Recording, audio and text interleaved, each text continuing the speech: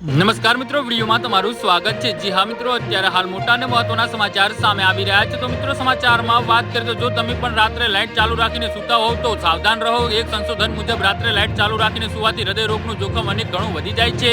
રાત્રે લાઇટ ચાલુ રાખીને સુવાની આદત સુધારજો, નહીતર હાર્ટ બંધ થઈ જશે। શું તમે પણ આવા લોકોમાંથી એક છો? તો ઘણીવાર રાત્રે લાઇટ ચાલુ રાખીને સુવો છો? જો હા, તો તમારે સાવધાન રહેવાની જરૂર છે। જી હા મિત્રો, અત્યારે હાલ મોટા અને મહત્વના સમાચાર સામે આવી રહ્યા છે। તો મિત્રો, સમાચારમાં વધુ વિગતવાર વાત કરીએ તો એક નવા અભ્યાસ મુજબ રાત્રે લાઇટ ચાલુ રાખીને સુવાથી હૃદય રોગનું જોખમ અનેક ગણું વધી જાય છે। આમાં હૃદયની નિષ્ફળતા, સ્ટ્રોક અને ઝડપી ધબકારા જેવી સમસ્યાનો સમાવેશ થાય છે। સંશોધનમાં યુકે અને યુએસના 40 વર્ષથી વધુ ઉંમરના 88,000થી વધુ લોકોને સામેલ કરવામાં આવ્યા હતા।